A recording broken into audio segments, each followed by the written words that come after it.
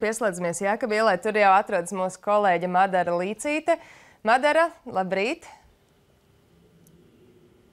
Labrīt! Saeima šodien skatīs daudzus pensionārus ilgi gaidītos grozījumus pensiju likumā, taču visticamāk tie vēl neparedzēs tā saucamo krīzes laiku pensiju palielināšanu. Kādēļ tā vaicāšu Latvijas pensionāru biedrības vadītājiem, Saeimas deputātam Andrim Siliņam.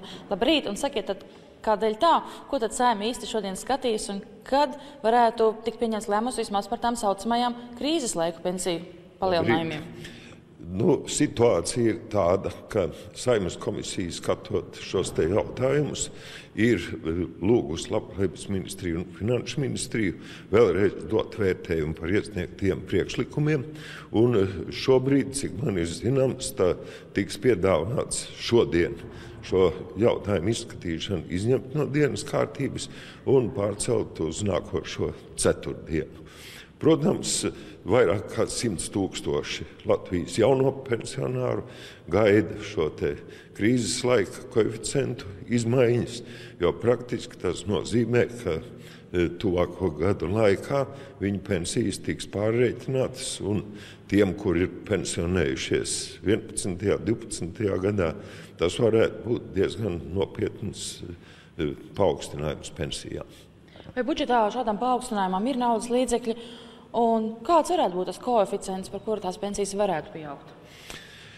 Tātad šeit ir jāskatās faktiski valsts kopbudžeta griezumā un atsevišķi par valsts sociālās apdrošināšanas budžetu, kurš uz šodienu pildās tā, kā ir ieplānots.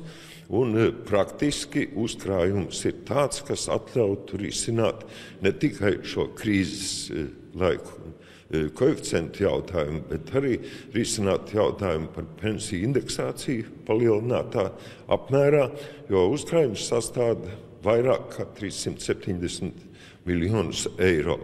Diemžēl mēs zinām, ka ar valsts budžetu tik labi tas nav, un par cik budžets tiek skatīts tādā kopumā, tad tādēļ arī patreiz tiek vērstas sarunas par tā saucamo konsolidāciju, kas faktiski nozīmē ierobežot sociālā budžeta izdevumus tādēļ, ka acīm redzami pārlieku daudz ir tērējis valsts budžets.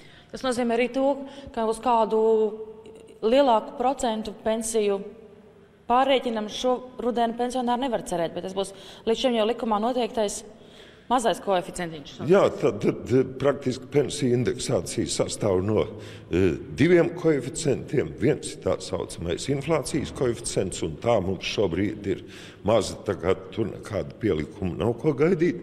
Un otrs ir populāri izsakoties algu pieauguma koeficients, un no tā mēs ņemam pensiju indeksācijai saskaņā likumu 25%. Tātad praktiski tas nozīmē, ka pensionāri varētu cerēt aptuveni kaut kur uz 3–4 eiro pielikumu pie savām pensijām, sākot ar šā gada oktobri. Un visbeidzot, pēdējais jautājums. Premjeris sacījusi, ka visticamāk neizdosies palielināt pensijas līdz 200 eiro, jā, bet tās, kuras pārsniedz 200 eiro, nekādu pielikumu visticamāk pensionāri nevar gaidīt. Vai būs kādas protesta akcijas rudenī?